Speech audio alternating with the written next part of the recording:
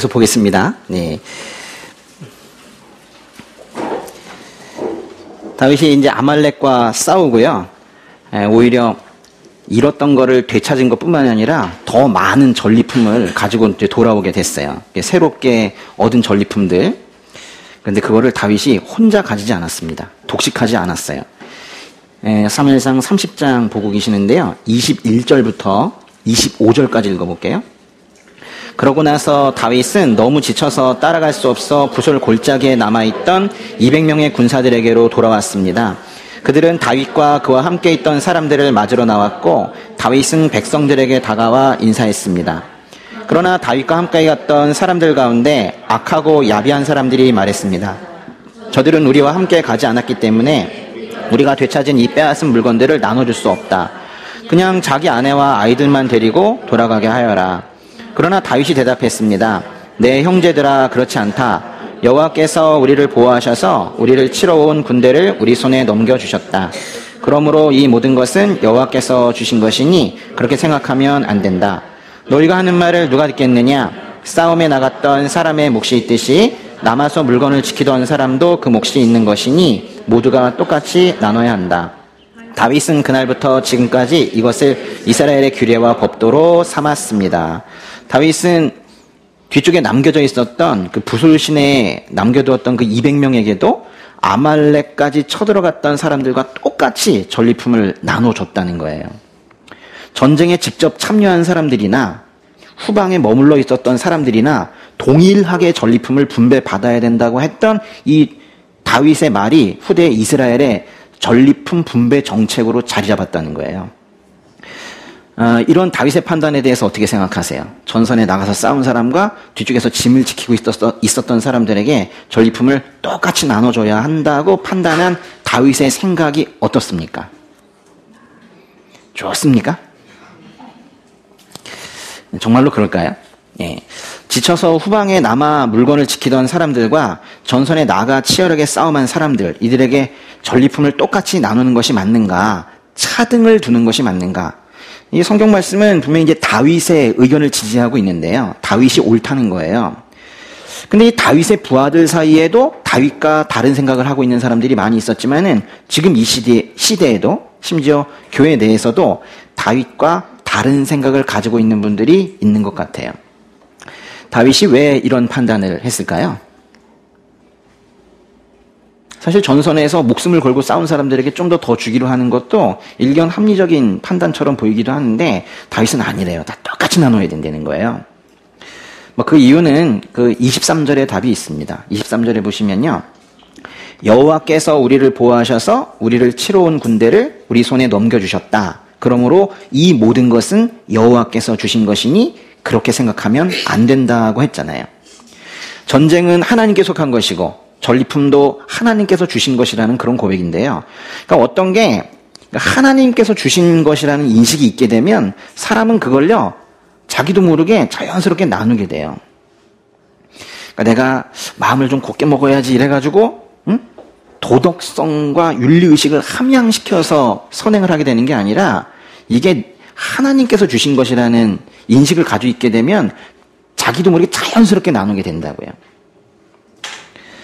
그러니까 어떤 거를 나눌 때 인색한 자기의 모습을 보게 될 때는 그게 하나님 것이라는 거를 인식을 정확하게 하지 못한 걸 거예요. 내가 노력해서 얻은 것이라고 생각하는 거는 다른 사람과 나누지 않을 가능성이 일단 높고 나눈다 하더라도 뭔가 이렇게 나눌 거예요. 내 걸 너에게 준다. 라는 걸 크게 생각하면서 주기 때문에 티내고 싶어 할 수도 있어요.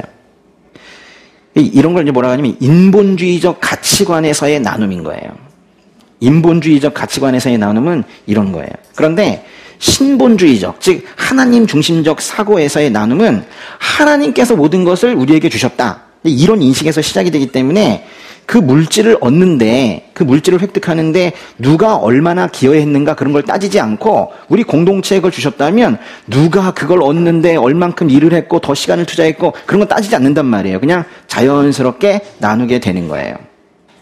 하나님께서 원하시는 나눔의 세상이라는 건 이런 거예요. 오늘 나눔 이야기를 많이 하죠? 예. 그리고 이제 전리품을 모두에게 똑같이 나눠주기로 다윗이 결정하게 된 또 하나의 이유가 있어요. 뭐냐면 이 다윗이라는 사람은요, 그렇게 이제 뒤쪽에 남아있는 사람들, 후방에 남아서 짐을 지키고 있는 사람들의 마음을 잘 알았던 것 같아요. 아말렉 진영까지 가지 못하고 지쳐가지고 부솔 시내에, 그죠? 이쯤에 머물러서 여기에서 다윗은 언제 돌아오나, 응? 우리 군대는 가서 이길까 못 이길까 뭐 이러면서 걱정하고 있었던 이 사람들의 마음을 다윗은 생각하고 있는 거예요. 아둘람 동굴로 몰려든 사람들은 모두 사회에서 격리되고 빼앗기고 사기당하고 빚져서 도망다니고 그러던 사람들이었었어요. 그런데 오히려 그 사람들은 이제 살만해지니까 예전을 다 잊어버린 것 같아요. 근데 다윗은 오히려 기억하고 있습니다. 근데 다윗은 자신도 그 뒤에 남아 있었던 삶 있죠. 약간 뭔가 그늘에 있었던 삶, 이런 것들을 갖다가 잊지 않았던 것 같아요. 이 뒤쪽에 남아있는 사람들은 마음이 편했을까요? 우린 안 죽는다? 그랬지 않았을 것 같아요. 만약에 그 정도 편한 삶을 살고자 했다면 다윗을 따라다니지도 않았을 건데 아마 아주 마음이 불편했을 거예요. 근데 다윗은 그 마음을 안 거예요. 저 앞으로 가서 싸우면서도 뒤쪽에 있는 사람들이 마음 아플 걸 생각한 거예요. 우리는 보통 그렇게 우리의 시야가 그렇게 넓지 않거든요. 이 전쟁에서 나가서 목숨 걸고 싸우는 그 사람들이 뭔가 장면의 주인공이 되어 있는 그런 시각만 가지고 있는데 다윗은 그렇지 않았단 말이에요. 저 뒤쪽에서 미안한 마음 가지고 있었을 그 사람들의 마음을 계속 생각하고 있었단 말이에요. 그 변두리에 있는 사람들, 뒤에 있는 사람들, 후방에 남아있는 사람들의 마음을 계속 생각하고 있었던 거예요. 사무엘상 16장으로 한번 가보세요. 16장의 11절 보시면요. 다윗이 좀 어렸을 때죠, 더. 사무엘상 16장 11절에 읽어볼까요? 사무엘이 이새에게 물었습니다. 내 아들이 다 온 것이냐? 이새가 대답했습니다. 막내가 하나 있기는 한데 지금 양들을 돌보고 있습니다. 사무엘이 말했습니다. 그를 불러오너라. 그가 도착할 때까지 식사 자리에 앉지 않겠다. 지금 이게 뭐냐면 사무엘이 왕이 될 사람 기름 부으러 이새의 집에 온 거예요. 나라에서 제일 유명한 예언자가 집에 왔다면서 가족들이 다 모인 거예요. 그 중에 한 명이 왕으로 기름 부음을 받을 거라는 거예요. 근데 딱 한 명, 다윗만 밖에서 양들을 돌보고 있었대요. 왕이 될 사람을 정하는 그 중요한 자리에 말하자면 모두가 전면에 나가 있는데 저 뒤에서 혼자 양을 돌보고 있었던 다윗을 생각해 보세요. 나이가 어려서 그랬다. 그렇게 말하기에는 왜 하필 좀 거기서 잘라? 7번째 형 있잖아요. 8명인데, 형제가 8명인데, 7명은 다 이새의 집에 안에 들어가서 지금 기름 부음 받을 준비를 하고 있는데, 예? 막내만 따로 나가 있잖아요. 최소한 그 바로 위에 형 있잖아요. 7번째 형이랑 같이 양들 돌보게 하면 얼마나 좋아요. 왜 이렇게 다윗만 그랬을까요? 또 한번 그 뒤쪽에 17장으로 한번 가보세요. 17장의 20절. 그 형들이 전쟁터에 나가 있던 장면인데요. 아버지 이새가 다윗에게 이제 형들에게 빵을 가져다 주라면서 보냈는데 형들이 또 잘 있다는 증표를 뭐 가져오라고 그럽니다. 그러면서 그때 이제 형들은 전쟁의 전면에 나서서 이렇게 싸우고 있는데요. 사무엘상 17장의 20절 한번 읽어보세요. 다음 날 아침 일찍 다윗은 양들을 양치기에 맡기고 그의 아버지 이새가 말한 대로 짐을 챙겨 길을 떠났습니다. 그가 진영에 도착했을 때 마침 군대는 함성을 지르며 전장으로 나가고 있었습니다. 다윗이 전쟁터에 이르렀는데 뭔가 자신을 제외한 모든 사람들은 전선에서 무기를 들고 중요한 일을 하는 것만 같은 거예요.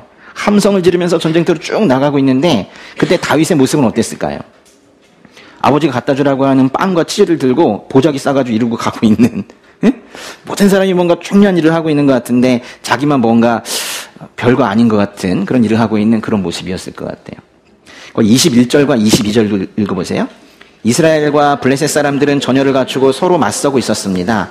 다윗은 가져온 물건들을 보급장교에게 맡기고 전선으로 달려가 형들을 만났습니다. 자기만 또 그런 게 아니라 이게 보시면 형들에게 지금 직접 물건을 갖다 주는 게 아니라 그걸 이제 군대에서 모두 일괄적으로 접수를 해서 병사들에게 나눠주는 그런 시스템이었던 것 같아요. 그래서 이제 우리말 성경은 그 물건들을 17장의 22절에 보시면 보급장교에게 맡겼다 이렇게 표현을 했지만 사실 이거는 이제 의역을 좀 많이 한 거예요.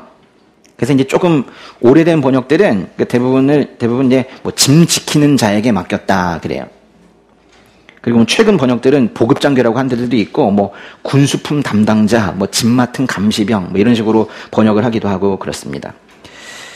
어떻게 번역을 하든 간에 다윗은 그 전선에서 전투병들이 나름 멋지게 전투를 하고 있는 동안에 뒤쪽에서 빵과 치즈가 든 보자기를 들고 서 있는 자기의 모습이 좀 쑥스러워 보였을 것이기도 하고, 근데 이제 형들을 만나러 가기 위해서는 그걸 갖다 직접 형들에게 전해주는 게 아니라 체계적으로 전해줘야 되기 때문에 이제 보급 장교에게 주고 형들만 잠깐 얼굴 보고 가려고 한 거예요. 근데 그 보급 장교에게 그걸 줄 때 짐을 맡고 전선 저 뒤쪽에 후방에 있는 그 사람에게 줄 때 아무도 쳐다보지 않는 그 군수품 담당자에게 다윗의 시각이, 다윗의 시선이 가고 있었던 거예요. 그러니까 다윗은 늘 이렇게 뒤쪽에 짐 맡으면서 있고 뭔가 앞에서 화려하게 뭔가를 하는 사람들이 아닌 저 후방에 있는 사람들에게 자신도 그러했지만 그런 사람들에게 또 계속 시선이 갔던 거예요. 그러다가 아둘람 동굴에서 정말로 그런 사람들이 다 모인 거예요. 세상의 전면에 제대로 나서지 못하고 뒤쪽에서 낙오되어 있었던 사람들을 만나서 그들을 품으면서 그들과 얼마나 또 많은 이야기들을 나눴겠어요. 그러면서 그들의 마음을 충분히 공감하면서 그렇게 지내왔었던 겁니다. 그렇게 이제 인생 과정에서 자신이 낙오되거나 또는 낙오된 자들과 함께하는 시간이 이 다윗에게 있었기 때문에 다윗이 그 낙오된 자들의 마음을 공감할 수 있었던 거예요. 그러면서 실제로는 남들은 모두 낙오된 자들이라고 말했던 그들도 이 공동체에서는 결코 없어서는 안 되는 존재였다는 것도 자연스럽게 깨달아 알고 있었던 거예요. 누군가는 짐을 또 지켜야 되거든요. 그리고 무엇보다도 전면에 나선 사람이나 뒤쪽에서 짐을 지키는 사람이나 모두 하나님 앞에서는 같은 자격과 권리를 가진 그 소중한 사람이라는 그 인식을 하고 있었던 거예요. 뒤쪽에서 짐을 지켰던 사람으로서 권리 주장을 하라는 말씀이 아닙니다. 이거 잘못 해석하면 사회주의로 가는 거예요. 그게 아니라 하나님으로부터 받은 것을 개인이 받은 것이라고 생각하지 말고 전쟁을 통해 얻은 전리품보다는 전쟁에서 보호해 주신 그 생명에 감사하면서 기쁜 마음으로 얻은 사람이 먼저 나누라는 거예요. 우리 교회는 잘 하고 있나요? 잘 나누고 있습니까? 우리 각자 잘하고 있어요? 예. 제가 보기에는 잘하고 계시는 것 같아요. 특별히 우리 여긴 사실 시간이 다 빡빡한 분들만 모였는데 자기의 시간을 잘 나누고 계시는 것 같아요. 너무 감사해요. 물질을 나누는 분들도 많이 있어요. 사실 이 교회에 있는 이 물건들이 다 여러분들이 모아서 만들어 주신 거잖아요. 그렇죠? 근데 그게 올 때마다 제가 일일이 다 말씀드리긴 좀 그래요. 또 부담 가지시는 분들 계실까봐 누가 이거 가져왔어요? 누가 가져왔어요? 가져왔어요? 이러면 이제 다른 분들 뭐 어떻게 생각하겠어요? 저 가져가야 되는 거구나.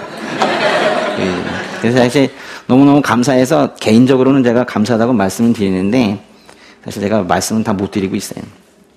근데 정말 많이 갖다 주세요. 사실 이것도 그래요. 이것도 이 마이크 제 삶이 바뀌었어요. 제가 얼마나 자연스러워졌는지 몰라요. 그래서 설교가 더 길어지고 있는 거예요. 네, 또 한 분이 또 마이크 특별 헌금을 하셔가지고 그래가지고 또 이렇게 된 거예요. 또 누가 해주셨는지 또 궁금하시죠? 말 안 해.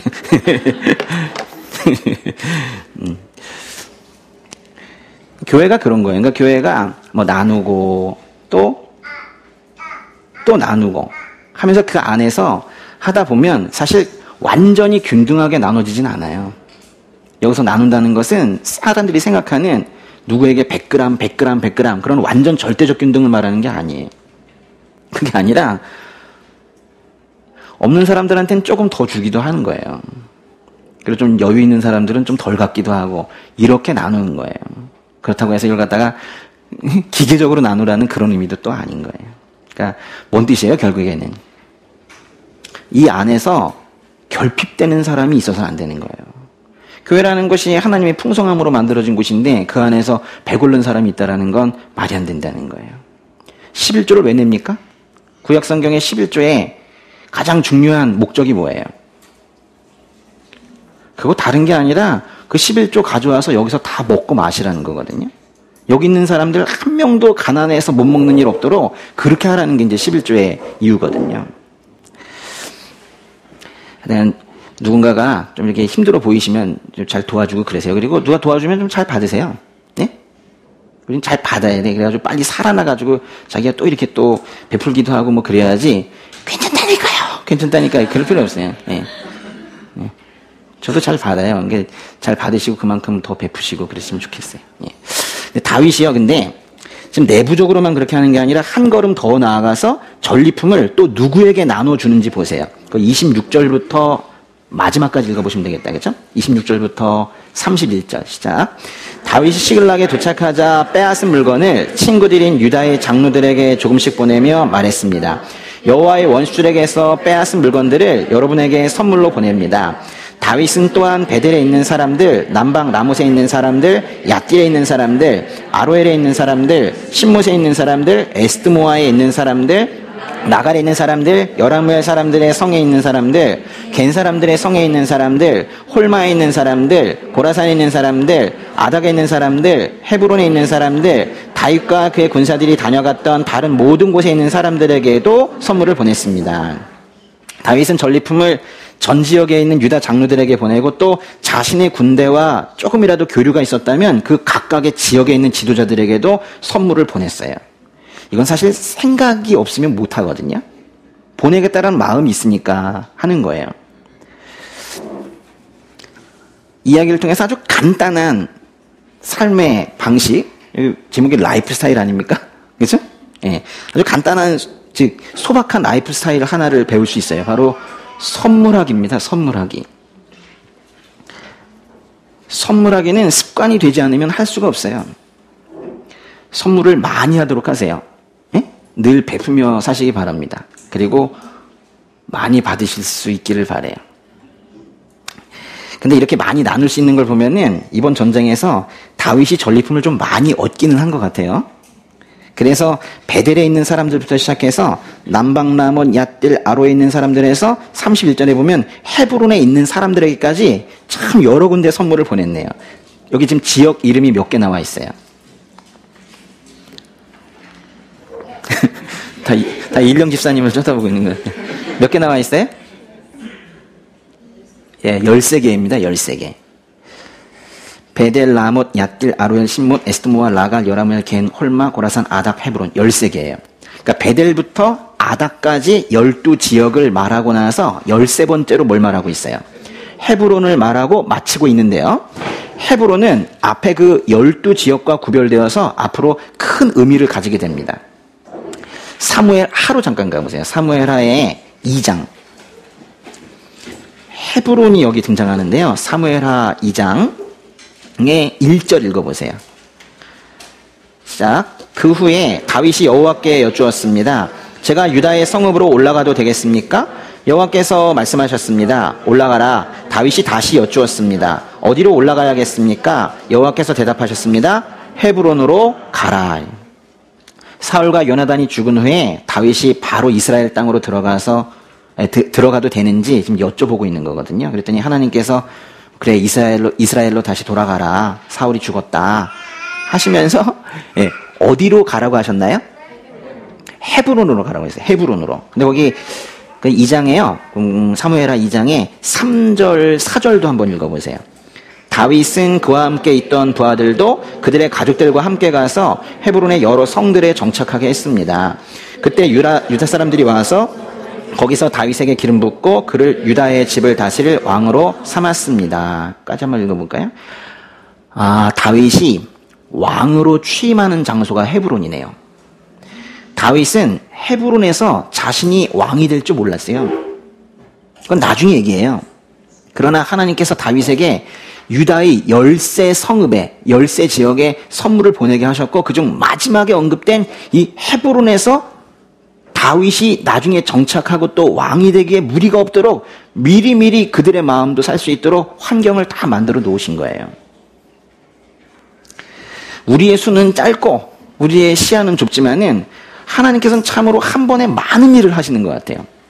하나님께서 현재 이 나의 삶에 행하시는 그 일을 신뢰하시라는 거예요. 다윗이 알았겠습니까? 그 들판에서 이집트 종을 만날지 다윗이 알았겠습니까? 자긴 큰 생각 없었지만은 그래도 하나님 주신 마음으로 하나님 거니까 나눠야겠다고 해서 헤브론에 보냈는데 그 지역에 있는 사람들이 모두 와서 기름 붓고 거기서 왕이 될지 알았겠습니까? 그러니까 현재가 중요해요. 현재 나의 삶에 행하고 계시는 그 하나님의 그 일하심을 그거를 신뢰하시라는 거예요. 우리는 멀리 보지 못하지만은 하나님께서는 이렇게 멀리 보시거든요. 그러니까 우리가 이제 내 생각으로, 이 사람의 생각으로 살아서는 안 되고, 이 하나님의 뜻을 구하며 살아가야 되는 이유가 이런 면에서 매우 당연해지는 거예요. 부족하지만 하나님께 의지해서 완전해지는 삶. 시야가 좁지만 하나님께 의지해서 오히려 멀리 보는 것처럼 사는 그런 삶. 그런 삶 사시기 바랍니다. 그러니까 내가 멀리 보려고 하지 마시고 멀리 보시는 그분께 의지해서 멀리 보는 것처럼 사는 삶을 사는 거예요. 그렇게 해서 사무엘상 30장이 끝나고 마지막 장으로 가겠습니다. 사무엘상 31장인데요. 잠깐 다윗 이야기로 넘어갔었지만은 아직 블레셋과 이스라엘의 전쟁이 끝나지 않은 상태예요. 다윗은 31장에서는요, 이미 이제 아말렉 치고 시글락으로 돌아와 있었고, 블레셋과 이스라엘 전쟁이 어떻게 되는지 소식을 기다리고 있을 때였어요. 전쟁은 저 위에서 일어나고 있었거든요. 저 위에, 갈릴리 바로 밑에 이 길보아 이쪽에서 일어나고 있었어요. 이게 이제 언제적 얘기냐면, 31장 얘기는 사울이 저 위에 있는 엔돌에 있는 여자 무당을 만나러 갔다가 다음날 죽을 거라는 예언을 듣고, 이제 그 다음날이에요. 사무엘상 31장의 1절부터 7절까지 읽겠습니다. 블레셋 사람들은 이스라엘을 쳤습니다. 이스라엘 사람들은 그들 앞에서 도망치다가 길보아 산에서 쓰러져 죽었습니다. 블레셋 사람들은 사울과 그 아들들을 끝까지 쫓아가 그의 아들 요나단과 아미나답과 말기수아를 죽였습니다. 싸움은 점점 사울에게 불리해졌습니다. 활 쏘는 사람들이 사울을 따라가 그에게 치명적인 상처를 입혔습니다. 사울이 자기 무기를 든 사람에게 말했습니다. 내 칼을 뽑아 나를 찔러라. 그렇지 않으면 저 할례받지 않은 사람들이 와서 나를 찌르고 모욕할까 두렵구나. 그러나 무기를 든 사람은 너무나 두려워 감히 그렇게 하지 못했습니다. 그러자 사울은 자기 칼을 빼들고 그 위에 엎드러졌습니다. 무기를 든 사람은 사울이 죽은 것을 보고는 그도 자기 칼 위에 엎드러져 사울과 함께 죽었습니다. 이렇게 해서 사울과 그의 세 아들과 그의 무기를 든 사람과 그의 모든 군사들은 그날 함께 죽었습니다. 그 골짜기 건너편에 있던 이스라엘 사람들과 요단강 건너편에 있던 사람들은 이스라엘 군대가 흩어져 도망치는 것과 사울과 그 아들들이 죽은 것을 보고 성들을 버리고 달아났습니다. 그러자 블레셋 사람들이 와서 그 성들을 차지했습니다. 이 말씀의 요지는 이 길보아산 이 전투에서 이쪽에 블레셋이 있었고 이쪽에 이스라엘이 있었는데 이 전투에서 사울과 요나단을 포함한 그 아들들이 다 죽었다는 거예요. 근데 뭐 새로운 얘기는 아니죠. 이미 28장에서 사울과 그 아들의 죽음은 이미 예견된 것이었기 때문에요. 그게 이제 성취된 것에 불과합니다. 그런데 이제 사울은 이 전투에서 활에 맞아서 치명상을 입었어요. 블레셋 사람들에게 생포되어 죽느니 그러니 차라리 스스로 죽음을 택하겠다고 하면서 자살했다는 얘기예요. 참 쓸쓸합니다. 표현이요. 그러니까 사울은요, 여러분이 왕을 한다는 게 쉽지 않잖아요. 어느 작은 공동체의 리더를 하기도 쉽지 않은데 이 한 나라의 왕이 된다는 게 그게 자기 힘으로 할 수 있는 일이겠습니까? 그러니까 하나님의 영의 인도하심으로만 능히 해낼 수 있었던 이스라엘의 그 왕이라는 자리를 하나님의 인도하심을 완전히 배제한 채 자기 힘으로 해보려고 하다가 오히려 죄악에 빠지고 하나님과 완전히 단절된 채 생을 마감하는 한 인생을 지금 보고 계시는 건데, 이 이야기를 보면서 예수의 영이 없이 사는 이 땅의 많은 사람들을 우리가 생각할 수밖에 없는 거예요. 참 쓸쓸해요. 이게 말씀 준비하는데 얼마나 읽는데 마음이 허전하고 쓸쓸한지, 이 사울 참 쓸쓸해요. 아주 멀리에 있는 그 죄악된 누군가로 보이지 않고 바로 우리의 모습으로 보이기 때문에 그런 건데요. 그 다음에 이제 8절부터요. 정말 사무엘상의 끝부분이네요. 13절까지 같이 읽겠습니다. 다음날 블레셋 사람들은 시체들의 옷을 벗기러 왔다가 사울과 그의 세 아들들이 길보아 산에 쓰러져 죽어있는 것을 보았습니다. 그들은 그 목을 자르고 갑옷을 벗기고는 블레셋 땅 전역에 소식을 보내 자기들의 우상의 신전과 백성들에게 이 소식을 전했습니다. 그들은 아스타롯 신전에 사울의 갑옷을 가져다 두고 벳산 성벽에 사울의 시체를 매달았습니다. 길르앗 야베스 백성들은 블레셋 사람들이 사울에게 한 짓에 대해 듣고 모든 용사들이 일어나 밤새도록 달려 벳산으로 갔습니다. 그들은 사울과 그 아들들의 시신을 벳산 성벽에서 내려다가 야베스로 가져와서 불태웠습니다. 그리고 그 뼈를 추려 야베스 에셀나무 아래 묻고 7일 동안 금식했습니다. 아멘. 그리고 설교가 끝나는 건 아니고요. 근데 이제 우리가 이 1장부터 31장까지 지금 다 읽었죠. 사실 저의 목적 중에 하나는 여러분이 음성으로 한번 다 읽으시기를 바라서 좀 시간이 걸려도 이걸 다 한번 읽은 거예요.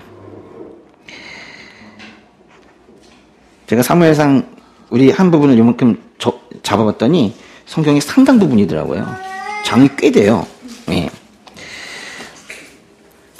사무엘상 읽기시기 시작하니까 뭐 또 보고 싶으세요? 사무엘하 이렇게 보고 싶어졌잖아요. 그렇죠? 그래서 이제 쭉쭉 이제 보게 될 겁니다. 제가 어떤 설교에서 로마서 설교, 뭐 예레미야서 설교, 빌립보서 설교 이거 다 끝날 때까지는 하나님께서 데려가지 않으셨으면 좋겠다. 그것만 다 끝나면 뭐 데려가셔도 괜찮겠다. 그랬더니 희연 집사님이 오늘 아침인가? 어젠가? 하여튼 거기다 댓글을 써놓으셨더라고요. 66권 그 성경 강의 다 하셨으면 좋겠다. 그랬는데 예. 오래 살았으면 좋겠네요. 근데 이제 거의 좀 계산을 해보면 그렇게 쉽지 않은 일인데 제가 조금 더 하고 싶다는 생각 들었어요. 딴 거 하지 않고 성경 강의 계속 하다가 부르시면 달려가고 싶고 그래요. 블레셋 사람들은 그 사울의 시체를 발견하고는 그 목을 자르고 갑옷을 벗기고 그 소식을 블레셋 전역에 알렸대요. 그리고는 사울의 시체를 어디에 매달았대요? 벳산 성벽. 벳산은 여기 있습니다. 여기서 죽이고 여기다가 매달았는데 이 벳산 성벽 여기다 매달았대요. 여기는 지금 보시니까 여기가 이제 갈릴리 호수고요. 저 밑에가 사해인데 지난번에 그 정진호 목사님이랑 이스라엘 갔을 때도 저희도 이쪽을 통해서 길을 통해서 갔었거든요. 여기가 교통의 요충지예요. 위아래 다니는 사람들은 여기를 다 다녀요. 그러니까 뭐예요? 사람들의 왕래가 가장 많은 곳에다가 이스라엘 왕의 시체를 매달아서 자신들의 승리를 알리면서 동시에 이스라엘에게 엄청난 수치심을 주려고 지금 그렇게 된 거예요. 그래도 이 벳산이라는 여기는 이제 블레셋이 점령을 하게 됐는데 여기에 아주 용기 있게 들어가서 사울의 시체를 그래도 가져온 사람들이 있었네요. 누구죠? 예, 11절에 보니까 길르앗 야베스 백성들이네요.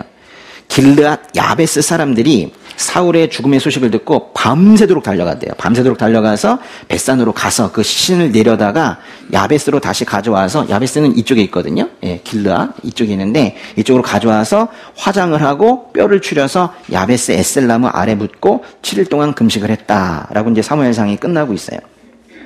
길르앗 야베스 사람들 이쪽에 살고 있는 사람들인데 왜 이 사람들이 사울의 시신을 챙겼을까요? 옛날에 사울에게 은혜를 입은 적이 있었잖아요. 그렇죠? 예. 사울이 왕으로 기름 부어지기는 했지만은 아직 공식적으로는 왕의 업무를 하고 있지 않을 때 사울이 그저 소들을 몰고 있던 때에 이 길르앗 야베스가 암몬의 공격을 받게 된 적이 있었습니다. 그래서 사무엘상 암몬은 저 밑에 있는 사람들인데요. 여기 뭐 나오지 않지만 여기 있구나. 여기 요 사람들에 의해서 이스라엘의 길르앗이라는 곳이 한번 공격을 당한 적이 있었어요. 사무엘상 11장 이야기거든요. 11장에 사울이 길르앗 야베스 사람들이 위험하다는 얘기를 듣는 순간 정말 특별한 일이 일어났어요.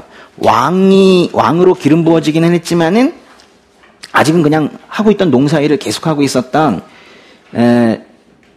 이 사울에게 이 길르앗 사람들이 암몬에게 당하고 있다는 얘기를 들으니까 특별한 일이 일어났다고요. 무슨 특별한 일이 일어났나요? 사무엘상 11장에 6절 보세요. 11장 6절 읽어보겠습니다. 그 말을 듣는 순간 하나님의 영이 사울에게 강하게 임했고 이에 사울은 크게 분노하게 됐습니다. 백성이 이방인에게 당하고 있다는 얘기를 듣는 순간 하나님의 영이 사울에게 강하게 임했고, 여기 강하게 임했다는 건 돌진했다고 그랬어요. 그죠? 그래가지고 하나의 성령이 사울을 완전히 휘감은 거예요. 그래서 이에 사울이 크게 분노하게 됐대요. 그래서 사울이 아주 성격이 변한 것 같아요. 아주 용감해졌죠. 그래서 황소 2마리를 잡아가지고 토막을 내고 이스라엘 전역에 보내면서 나 따라오지 않으면 너 이렇게 된다. 엄포를 놓고 사람들이 모였죠. 33만 명이 모였어요. 그래가지고 이 암몬을 쳤죠. 그래서 길앗을 구해냈다. 그 얘기가 바로 11장 이야기인데요. 암몬이 길앗 야베스를 공격할 때 하나님의 영이 임해서 진정 이스라엘의 왕의 면모를 보였던 사울. 근데 11장 6절을 봤잖아요. 그죠? 11장 6절. 이때 하나님의 영이 사울에게 강하게 임했다고 그랬어요. 그래가지고 하나님의 영이 사울에게 있었어요. 성령을 품고 있는 사람이었어요. 근데 그 하나님의 영이 결국 사울을 떠났죠. 하나님의 영이 사울을 결국 떠났습니다. 언제 떠났나요? 몇 장에서 떠날게요?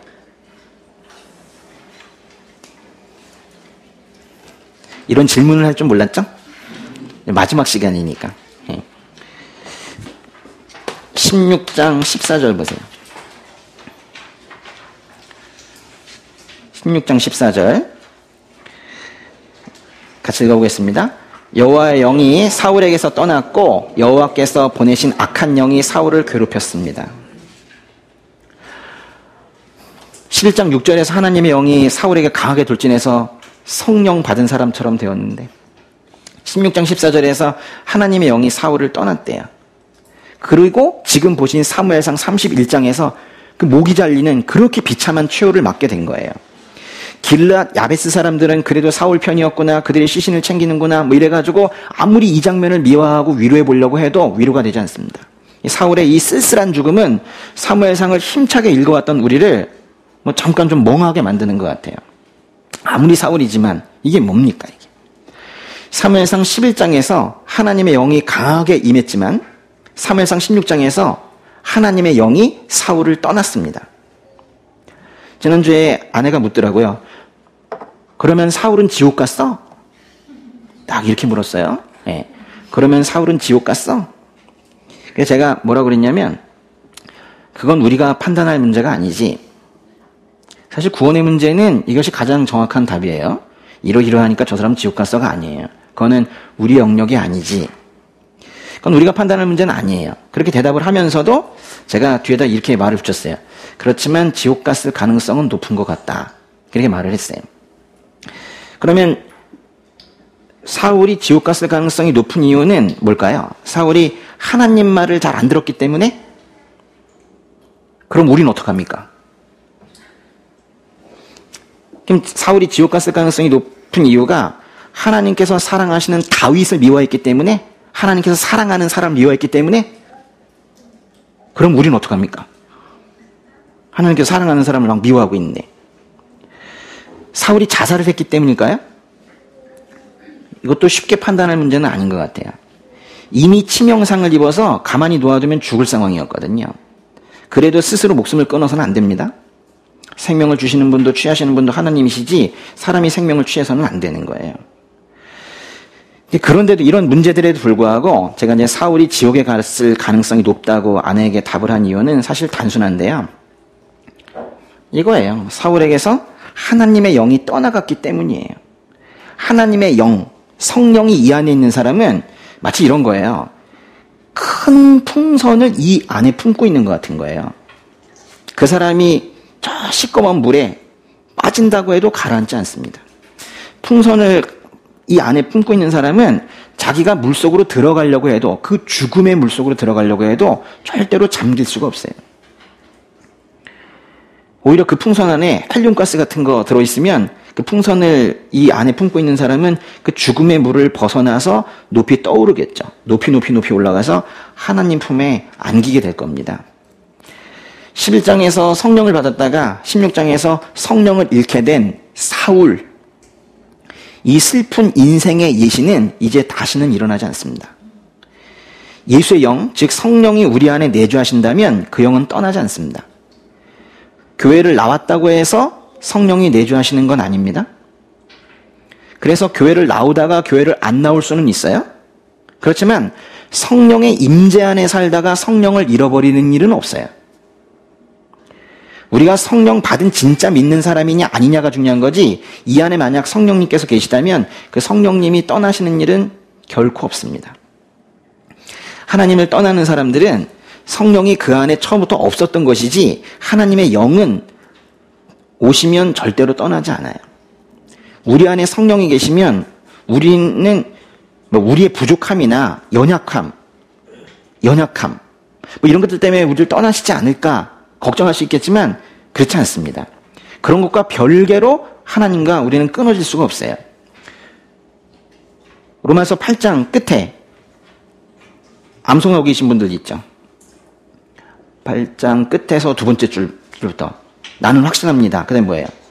죽음이나 생명도 천사들이나 악마들이나 그 능력도 어떤 능력도 현재리나 장래리나 그 어떤 능력도 높음이나 깊음이나 있죠. 높음이나 깊음이나 다른 어떤 피조물도 그리스도 우리 주 예수 안에 있는 하나님의 사랑에서 우리를 끊을 수 없습니다 그랬죠. 이게 뭐냐면 하나님의 영이 한번 오시면은 결코 떠나지 않는다는 거예요. 이제 우리가 사무엘상 강해를 마치고 사무엘 하 사경회를 하게 될 때까지 잠시 이제 로마서 강해로 이제 돌아갈 텐데요. 말씀드릴 건 다 드렸고 로마서 말씀 읽음으로 사무엘상 강해를 마치려고 합니다. 로마서 8장으로 한번 가보세요. 8장에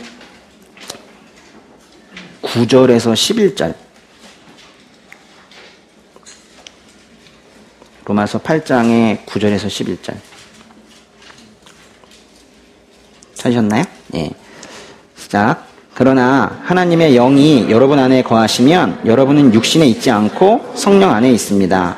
누구든지 그리스도의 영이 없으면 그리스도의 사람이 아닙니다. 그러나 그리스도가 여러분 안에 계시다면 몸은 죄로 인해 죽으나 영은 의로 인해 살아 있습니다. 예수를 죽은 사람 가운데서 살리신 분의 영이 여러분 안에 거하시면 그리스도 예수를 죽은 사람 가운데서 살리신 분께서 여러분 안에 거하시는 자기 영으로 인해 여러분의 죽을 몸도 살리실 것입니다. 아멘.